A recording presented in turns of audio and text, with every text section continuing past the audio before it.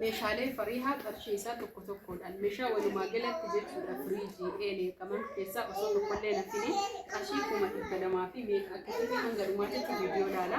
Jalqaba irratti akkuma isinitti himu eelee baratame jechuudha eelee guddaa yookiin ammoo eelee elektiriikii qarshii 10,000 isiniin jira. Itti aansuun ammoo eelee ibiddaati.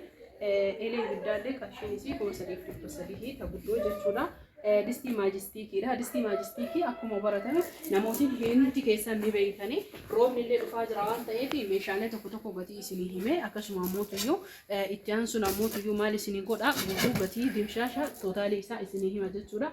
Distii maajistiikii kana namootiin hedduu jechuudha hin beekani nama hedduutu bitatee haga isin furdattu sirriitti zuun godha laala. Akkasuma biyyi isii ammoo meeddiin Paakistaanidha jechuudha. Kun argaa jirtan baay'ee furdoodha warri bitatanii illee beekanii. Waa'ee distii kanarratti distiin silvarii ni jira akkasuma immoo Itaalii ni jira. Fireeshanii kun jechuudha maajistiikii ni jira. Silvarii irraa Itaalii isinii wayyaa isin ammoo qarshii 15,000. Itti aansuun jechuudha batiraa daabbooti. Batiraan daabboo illee hin dhufne magaazina biraa jira. Innis jechuudha batiraan daabboo akkuma 14 jira, 16 jira, akkasuma 18 jira, 24 jira. Taasisi ammoo akkuma 20 isinin jedha. Isinii jarjarsa roobatu nu jinkee itti aansuun distii afuuraati. Akkuma argaa jirtan distiin afuuraan kun isillee sadarkaa qabdi akkasuma immoo meeshaa isii hundaayyuu kan kanarra haphattullee ni jirti. Garuu distiin biyya keenya haphiidha. Namootiin biyya alaa jirtan achi osoo fidattanii kaachii furdaadha. Akkuma argaa jirtan kana distii afuuraa qarshii 5,000 isillee namoo saayidii isii yookiin ammoo maqaasa isiitiin qarshii wal caala. Kun litira kan litira 8 jira, kan litira 9 jira. Kanaaf qarshii namoo litira irratti hundaa isiniin jedha. Itti aansuun roobatu jarjarsaa jira. Itti aanu maashina shunkurtii, maashina qimamii yookiin maashina bunaati. Hin beekanii kan giraama 100 akkasuma ammoo kan giraama 200 jira, kan giraama 300 jira, haga giraama 500 kumallee ni jira. Maaliif jennaaniin hojiidhaafis tahee jechuudha. Qarshiin isaa qarshii 4,000 isiniin jedha. Itti aansuun jookii bishaaniiti. Jookii 2 qabdi. Akkuma sitti argaa jirtan jookii kun waancaa akka kaa buddeenaa irra jiru kana jechuudha. Viidiyoo jarjarsaa sababa roobaati jechuudha. Rooba dhufaa jira. Kunooti akkanaa kana gubbaa kanaa qaba. As keessa jira. Argaa jirtanii miti inni qarshii 1,300. Inni kun ammoo warqaamman baay'ee bareedaa tahee banee isiniin agarsiisu yeroo hundaan beektanii 1,500. Itti aansuun burcuqqoo jechuudha.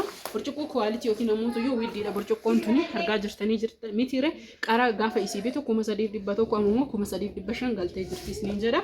Itti aansuun kan isin qabdu maalidha isinii fakkaate? Maxbashaadha. Maxbashaa firee 3 qabdi. Kun argaa jirtanii qarshii isaa isinii himaa deema. Qarshii 5,000 kachi gadi illee jira. Pakistaaniin qarshiin isaa illee jira. Kun argaa jirtanii baay'ee furdaadha. Firee 3 jechuudha maxbashaa. Itti aansuun ammoo kan isin qabdu giloobaaliidha. Qarshii 7,300 kunooti.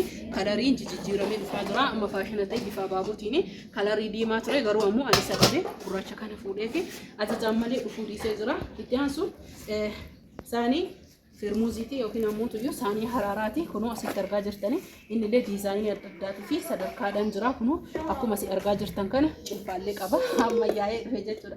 Cilfaa isa keessaa nyaataan baasanii qarshiin isaa inni illee jechuudha. Saanii firmuuzii qarshii 6,000 isiniin jedha. Itti aansuun distii saramiikaa ajajattee distiin saramiikaa oriijinaallee ajajaan malee hin dhufne naan jedhanii roobaa jira waan ta'eef yoo dadhabee jedhee addaan kutee meeshaa isii kana guutuu isinii hima jechuudha. Itti aansuun kan isin qabdu rakabootiidha. Rakabootii kana namooti hin beekne jirtanii kaameramaaniin irra noofisee isin agarsiisu kunooti. Saarbiisii kana qaba. Midijjaallee akkuma argitan kana ni qaba. Ni beektan jechuudha. Harayaan rakabootii kana jalqabaa fi namni fidaa ture ana kadimlaayitii irra kan isin hoyya jedhee kana isiniif ajajnee hojjechiifne ofii kenna. Akkasuma meeshaaleen isaa kana jechuudha. Durroobee akkasii meeshaalee agarsiisi atasii Kaniin jechuudha. Akkuma argaa jirtan siniin tana sinii jaalattee ofii isiitii filattee waluma isinitti agarsiisa. Kunoo as jirti. Ila kunoo laala. Asittuuyyuu nu jalaa roobee kunoo argaa jirtanii kaartoonii bishaan nu jalaa cite jechuudha. Ammallee rooba ol qabiititti argisiisi. Hin roobaa jira waan ta'eef guutuu isin agarsiisuu danda'a. Kunooti siniin akkana jirti. Rakabootii dabalata rakabootii geengoo kana qabdi jechuudha. Rakabootii baay'ee bareedduu taate. Hordoftoota fi kabajamtoota biyyaa isillee midijaa qabdi.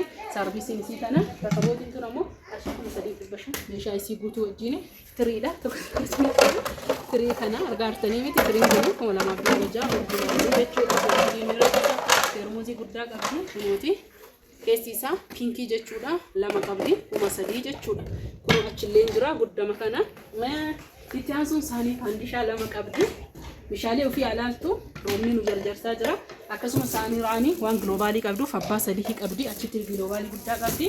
Itti aansuun saanii ittoo abbaa sadii qabdi. Baay'ee bareedaa isa ta'e.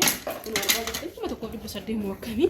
Itti aansuun buddeenaa kana qabdi. Inni kun xiqqoo widdiidha. Faashina daabbollee akkasuma immoo waan barbaadan keessa galtanii keessumaa kennuu dandeettani. Itti aansuun saanii isaa abbaa sadii qabdi. Isa kana birriin barreessa. Itti aansuun kunooti saanii zirgii qabdi. Maashii jechuudha. Saanii zirgii kuma lamaaf waliin illee saarbiis maashii qabdi. Maashii jechuun hundi isaatu kuma tokkoof dhibba shan. Isa kana qabdi. Isa kanallee birriin barreessine. Kun ofii kiyyaa biteef kanneen argitanii abbaa sadii jechuudha. Baay'ee bareedaadha. Kanneen kanaa fi kana ganaa birrii barreessina. Ofii irra dabalee biteef waan ta'eef yoo isin hin feene irraa hir'isuufi. Itti aansuun inni kun kanan biraati namootiin barbaadan bakka akkanaa dhufee jira jechuudha. Hadiida baay'ee bareedaa ta'e firee sadiiti. Argitanii keessaa nama barbaadan isinii hima.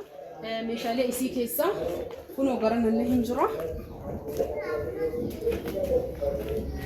Asitti maashina shunkurtii qabdi. Kunooti maashina shunkurtii isa guddaa fi oriijinaala ta'e kaartoonii banuu hin barbaanne qarshii kuma torbaa mookamii haga feetaniin inni illee rakkas ni jira. Kun immoo burcuqqoo warqaamaadha qarshii kuma sadii. Meeshaaleen hedduudha. Firiijii qabdi. Akkasuma immoo oobinii qabdi. Waan roobaa jiruuf meeshaa kana kaafne saafaa qabdi. Laastikii buddeenaa normaal yookiin isa guddaa qabdi. Kanaaf hordoftoota fi kabajamtoota kiyyaa roobaa jira. Walumaa galatti qarshiin isii meeshaa kanarra meeqa fite ka jedhuuf ammoo meeshaa keenya rooba keessa albee qabdi. Isinii galaara meeshaa kana kaafnee kaanee roobni nu rakkisee meeshaa kaafnee firiijii isuma kana qabdi jechuudha. Hordoftoota fi kabajamtoota kiyyaa firiijii balballi isaa harki qabanni keessa jira booda itti hidhama. Akkuma argaa jirtan kana firiijii litira 250 qarshiin isaa 41 isuma kana ta'ee ka qarshii 50 wayiillee jira. Oobinii qabdi. Oobiniin kunillee baay'ee oriijinaala naashinaaliidha maqaan isaa jechuudha. Turkiidha. Walumaa galatti qarshiin isaa 58 gaafsan kabitameen turee jira. Hordoftoota fi kabajamtoota kiyyaa meeshaalee nama hedduutu jira. Isa qofaa miti asumaan ka amma ergaa jirrutu jira. Warrootiin meeshaalee na biraa qabdanii viidiyoo waraabuun baay'ee na cinqee jedhee akkuma kun obboleeyyan keessanii osoo fudhattanii baay'ee bareeda yookiin ammoo kallattiidha yeroo meeshaa keessan hiinu laaltanii jechuudha osoo fudhattanii hedduu natti tola. Amma micattiin tuni jechuudha higoraamne meeshaa isii gara meeshaa qarshii 100 fi 68tiin kabitame garuu ammoo meeshaa isii akkanuma viidiyoon gagguurte laalte kallattiidhaan guurree fi ergine viidiyoon ana fayyada isin odoon tahin walaakin jechuudha dhugaa rabbi dubbachuu fi yeroo roobaa akkasuma immoo yeroo biizii ta'an hedduu nama cinqa. Kanaaf hordoftoota fi kabajamtoota kiyyaa namootiin meeshaalee barbaadan lakkoofsa bilbilaa duwwaa 978157275 WhatsApp fi Telegram qofaan argattanii iimoodhaan bilbiltanii waan dhabdaniif ammoo dhiifaman of kolchaa akkasuma immoo tuyyuu meeshaalee hedduu kan meeshaa numichattisan fariiha qarshii isaa hunda hin himne walumaa galatti qarshiin meeshaa isii firiijii dabalatee meeshaa mana keessaa guutuun isaatu qarshii 200 fi qarshii 40 waan akkasiiti. Firiijii fi ooviniin baay'ee widdiidha hin beeytanii oriijinaala Turkiidha.